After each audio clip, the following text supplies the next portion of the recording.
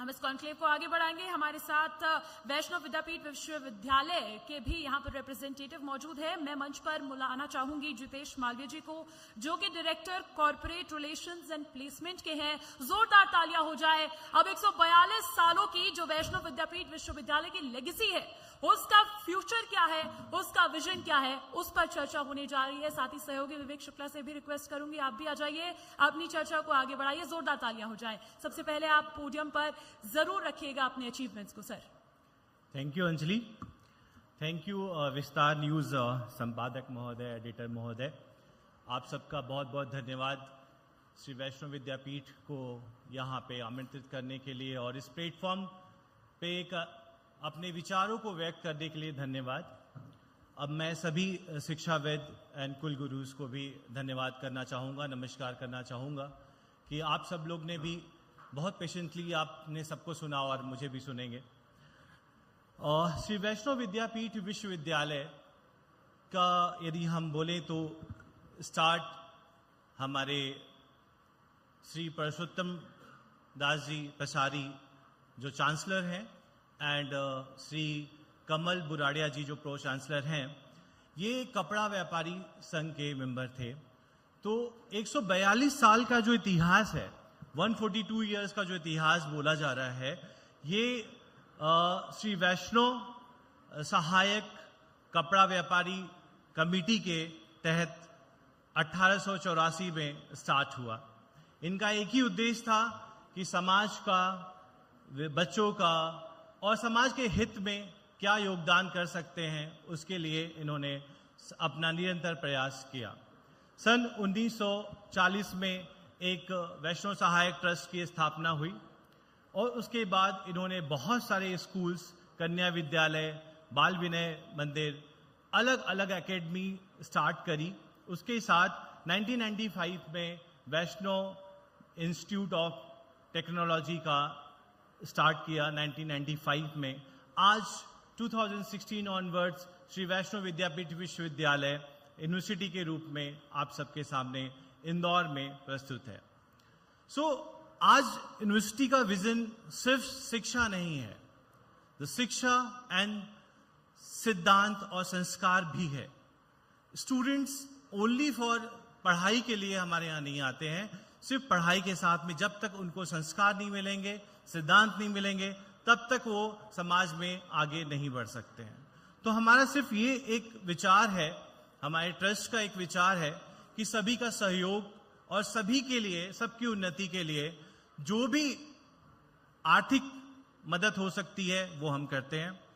श्री वैष्णव विद्यापीठ ने अपने 1995 से जब इंजीनियरिंग की बैच स्टार्ट करी, आज जो एल्यूमनीज हैं वो इन्फोसिस से लेके, माइक्रोसॉफ्ट से लेके, जेपी मॉर्गन में सब वाइस प्रेसिडेंट लेवल तक हमारे एल्यूमनीज अवेलेबल हैं। अभी हमने लास्ट एल्यूमनी मीट की थी 2001 बैच, तो आज मुझे बोलने पे लग रहा था कि 2001 जब एल्यूमनी मीट करी तो मुझसे भी बड़े बड़े और डायरेक्टर लेवल पे, director Infosys, director JP Morgan, vice president JP Morgan, ये सारे लोग हमारे बीच में थे। तो कहने का मतलब ये है कि श्री वैष्णव विद्यापीठ विश्वविद्यालय सिर्फ समाज के लोगों को शिक्षित करने के लिए नहीं, उनको समृद्ध करने के लिए भी काम कर रहा है। शिक्षा के साथ में उद्यमिता, एंटरप्रेन्योरशिप, ये हमारा एक बहुत बड़ा लक्ष्य है, क्योंकि ये इस ट्रस्ट का जो उद्देश्य है वो बिजनेस करना नहीं है, पैसा कमाना नहीं है, लोगों की सेवा करना है और संस्कार देने की बात है। श्री वैष्णव विद्यापीठ विश्वविद्यालय के ट्रस्ट से ने हमारे पास इंदौर के, मध्य प्रदेश में, सर मैं आपको रोक रहा हूं, इंटरप्शन कर रहा हूं, सबसे बड़ा डायलिसिस सेंटर है जिसमें 21 मशीन्स हैं, एट ए टाइम रन करती है और उसका कॉस्ट ओनली हम किसी भी पेशेंट से 400 चार्ज करते हैं। Rest of the money consume by the trust. मैंने सोचा कि बेनिफिट अंजलि बुलाए, उससे पहले मैं ही आ जाऊं कि मेरे मन में बहुत सवाल है। Please come. Thank you sir, I am coming here. बिल्कुल, श्री वैष्णव विद्यापीठ विश्वविद्यालय इंदौर, आप बहुत कुछ कहना चाहते हैं और आपको मौका दिया जाता है। ओवर टू यू विवेक। आपने कभी मॉडलिंग की है? ट्राई मॉडलिंग के लिए ट्राई किया कभी आपने? मॉडलिंग के लिए, एक्टर बनने के लिए, मॉडलिंग के लिए, माइक लीजिए प्लीज। धन्यवाद। ये सवाल मैंने इसलिए पूछा क्योंकि आपकी पर्सनैलिटी अच्छी है। Thank you sir. और अब आपने बताया जैसा पूरा कि आपका उद्देश्य है कि समाज को शिक्षित करना, समाज को आगे बढ़ाना। मैं ये समझना चाह रहा हूं कि लगातार हम अच्छी अच्छी बातें बहुत कर रहे हैं कि आपका विजन क्या है, आपका हिसाब, सब लोग अच्छी अच्छी बातें बता भी रहे हैं और अच्छा है इसलिए बता रहे हैं। तो एक सवाल मेरा ये कि आप अब आगे क्या प्लानिंग लेकर चल रहे हैं, उसके बाद मैं आपसे फिर ये पूछूंगा कि उस प्लानिंग में रुकावटें क्या क्या है। Point, very good question. अभी यदि हम बात करें न्यू शिक्षा नीति के बारे में, सो एनईपी तो सभी लोगों ने अप्लाई कर दिया है अपने अपने यूनिवर्सिटीज और इंस्टीट्यूट में। From this year onwards we are going to start the IKS, Indian knowledge system, in all courses. मतलब हम बात करें कि वो स्टूडेंट मैनेजमेंट का हो, इंजीनियरिंग का हो या किसी अदर्स डिसिप्लिन का हो, हम सभी स्टूडेंट्स को IKS कंपलसरी कर रहे हैं एवरी सेमेस्टर, एवरी ईयर।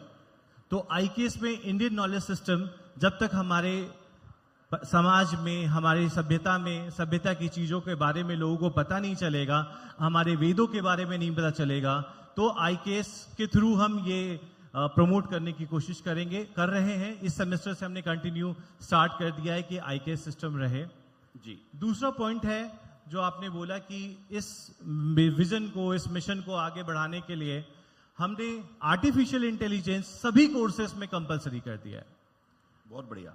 सिर्फ इंजीनियरिंग ही AI के लिए समृद्ध नहीं है। सर, एक व्यावहारिक दिक्कत मुझे जो लग रही है, AI कोर्स आपने कंपलसरी कर दिया है।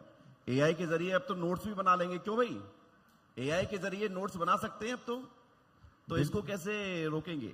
देखिए सर, AI का जो रोल है वो नोट्स बनाने तक सीमित नहीं है। आज मैं बात करूं, मैं एक रिसर्चर भी हूं कि लोग जो है फिर शॉर्टकट अपनाते हैं। AI का शॉर्टकट नहीं अपनाए बच्चे, एडवांस रहे, इस तरफ था। एडवांस रहने के लिए सर मैं एक रिसर्चर भी हूं, सो मैंने बहुत सारे पेपर्स भी लिखे हैं। अभी मैंने रिसेंटली एक रिसर्च किया था, रिसर्च पेपर लिखा है कि आर्टिफिशियल इंटेलिजेंस का यूज करते हुए ट्रेनिंग एंड प्लेसमेंट में और हायर एजुकेशन में कैसे इंपैक्टफुल बनाए। ठीक है। तो सर एक सवाल मैं ये भी पूछ रहा हूं, जब आप कॉलेज में गए थे तो कॉलेज की किस गैंग में रहते थे आप? मतलब जो ऊधम मचाते थे, गुंडागर्दी करते थे, रैगिंग लेते थे, उस गैंग में रहते थे या फिर बिल्कुल? नहीं सर, बस एक ही उद्देश्य था कि जब मैं कॉलेज में था तो we were not financially very good, तो उस टाइम पे क्या करना था, सिर्फ एक ही उद्देश्य था कि कॉलेज की क्लासेस कंटिन्यू करनी है, अटेंडेंस 80-90% अटेंड कर लो, बाकी पास तो हो जाएंगे।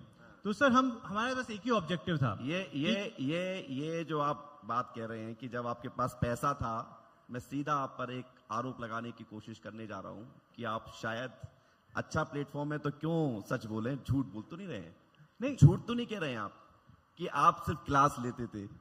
नहीं, मैं आपको ग्रिल नहीं कर रहा हूं, मैं क्योंकि जब कॉलेज बच्चे जाते हैं, हम भी गए थे कॉलेज में, तो क्लासेस 2 लेंगे, बाकी उसके बाद 4 बार पराठे खाएंगे और जो कुछ। सर बहुत ही सिंसियरली बात करूं, जब आप खुद के पैसे से अर्निंग करके स्टार्ट करते हैं अपनी एजुकेशन, तो आप बहुत सिंसियर रहते हैं एजुकेशन के लिए, क्योंकि आई पे for that.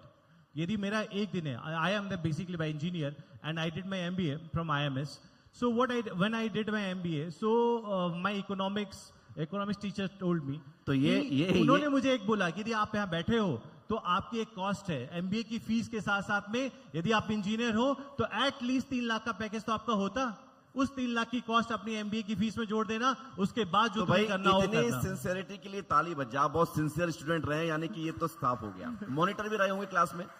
Ji sir, class में मॉनिटर भी रहे होंगे? नहीं सर, मॉनिटर नहीं रहा, मैं बहुत ही नॉर्मली अपने विजन पे ध्यान रखता था, क्योंकि क्वेश्चन ये रहता है सर कि जब आप क्लास में, अभी मैंने जो आपको बोला क्लास अटेंड करना चाहिए, क्लासेस अटेंड कर लो, उसके सिवा एक्स्ट्रा स्टडी नहीं करनी पड़ी। क्यों? जब एग्जाम में आए तो आपको पता है कि सीरियसली आपने क्लास अटेंड करी है तो आप एग्जाम में भी क्रैक कर लोगे, तो इजी होता है सर। आप तो चूंकि आपको तो समझाना नहीं पड़ा आपके प्रोफेसर्स को, टीचर्स को, क्योंकि आप तो ये सोच रहे थे कि 3 लाख रुपए खर्च हो रहे हैं तो फिर पढ़ाई कर लें, पेरेंट्स के पैसे क्यों बर्बाद करना। 3 लाख प्लस फीस जो, हाँ, मतलब ये तो है कि आप पैसे को लेकर बड़े कैलकुलेशन है।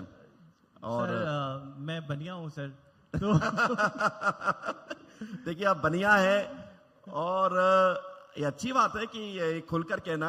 एक सवाल मैं आपसे पूछना चाह रहा हूँ, शादी हो गई आपकी? यस सर, हो गई। एक बेटा है सर। एक बेटा भी है? अरे वाह।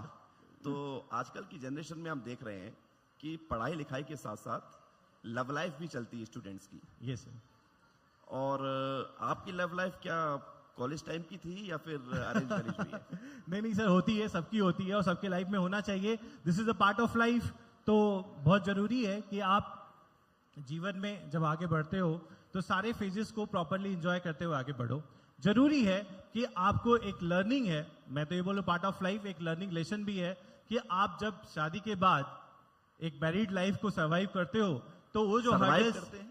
सर्वाइव करते हो आप सर्वाइवल है। भाई मैरिज लाइफ सर्वाइवल होती है क्या? 99% people are the survivor, 1% are by choice, you know. So वो आपको बहुत सारे लेसन सिखाती है लाइफ में। तो लाइफ में सब कुछ करो लेकिन अपने उद्देश्य से हटना नहीं। ये बहुत अच्छी बात, तालियां हो जानी चाहिए। देखिए जो लाइफ में ऑब्जेक्टिव सब कुछ आपका करिए। है, जो करियर ऑब्जेक्टिव है उसको फुलफिल करते हुए जो करना है वो करो, कुछ भी मना नहीं है, पर एथिकल होना चाहिए। इथिकल होना चाहिए। एक चूंकि मैंने आपसे ये पर्सनल क्वेश्चंस इसलिए पूछे कि लोग थोड़ा सा इन्वॉल्व हों, ये बड़ी आजकल की रोजमर्रा की जिंदगी का हिस्सा है कि आप पढ़ने भी जा रहे हैं, उसी समय इश्क भी हो जाता है, प्रेम भी हो जाता है, प्रेम की तरफ भी दिमाग जाता है, पढ़ाई की तरफ भी दिमाग जाता है, करियर भी सेट करना है और फ्यूचर भी सेट करना है, तो दोनों चीजों को लेकर बातचीत चलती है। हम वापस आपकी यूनिवर्सिटी को लेकर आते, एक सवाल मैं आपसे पूछना चाह रहा हूं कि जब हम बात कर रहे हैं कि हमें मध्य प्रदेश की एजुकेशन को देश में नंबर 1 बनाना है, विदेशों तक पहचान बनानी है, तो ये संभव हो पाएगा लगता है आपको? संभव है, बिल्कुल संभव है। कैसे? जब हम बात करें कि जब एक मध्य प्रदेश के लोग नेशनल लेवल पे कैसे अपने आप को प्रेजेंट करते हैं, मध्य प्रदेश के लोग नेशनल लेवल पे प्रेजेंट करते हैं अपने आप को यूपीएससी क्रैक करके, एमपीपीएससी क्रैक करते हैं, नेशनल लेवल का स्टेट लेवल पे प्रेजेंट करते हैं। तो जब स्टूडेंट्स की एजुकेशन इस लेवल पे आ जाती है कि वो नेशनल लेवल पे प्रेजेंटेशन कर सकते हैं, तो हम कॉलेज में रह के अपने स्टूडेंट्स को मोटिवेट करके उनको नॉलेज दे के क्या हम उनको उस लेवल पे प्रेजेंट नहीं करा सकते हैं? Sir basically it's all about the awareness. यदि स्टूडेंट के पास अवेयरनेस है, आज मैं देखूं तो 70-80% स्टूडेंट्स के पास अवेयरनेस ही नहीं कि उसको करना क्या है। जब वो सोचता है कि 12वीं पास करता है तो सोचता है चलो ग्रेजुएशन कर लें, पीयर प्रेशर से ग्रेजुएशन हो जाता है, ब्रांच डिसाइड हो जाती है, अच्छा मेरा फ्रेंड इस ब्रांच में ले रहा है मैं भी यही लूंगा, ये कॉलेज ले रहा है मैं भी यही लूंगा, तो ये पीयर प्रेशर से इनका एजुकेशन हो जाता है। अब वो ग्रेजुएशन के बाद या लास्ट ईयर में पहुंचने के बाद वो क्या बोलते हैं, सर इसका प्लेसमेंट हो गया मेरा नहीं हुआ, तो placement is one of the objective.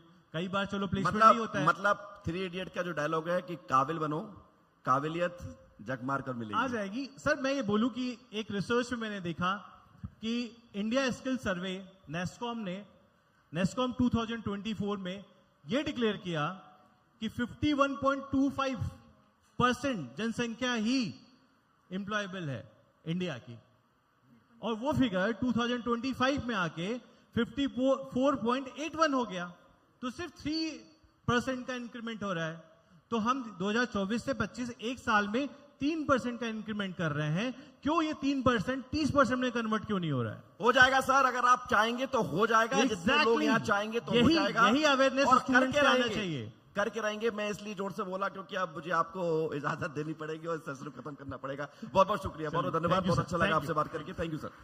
बहुत बहुत धन्यवाद आप दोनों का, बहुत शानदार सेशन रहा। थोड़ा तालियां बजती रखें इस शानदार सेशन के लिए। विवेक ने सब कुछ पूछ लिया, अपने बारे में बिल्कुल नहीं बताया। सर आपको भी पूछ लेना था विवेक, तुम सिर्फ पूछ रहे हो, बता कुछ नहीं रहे हो।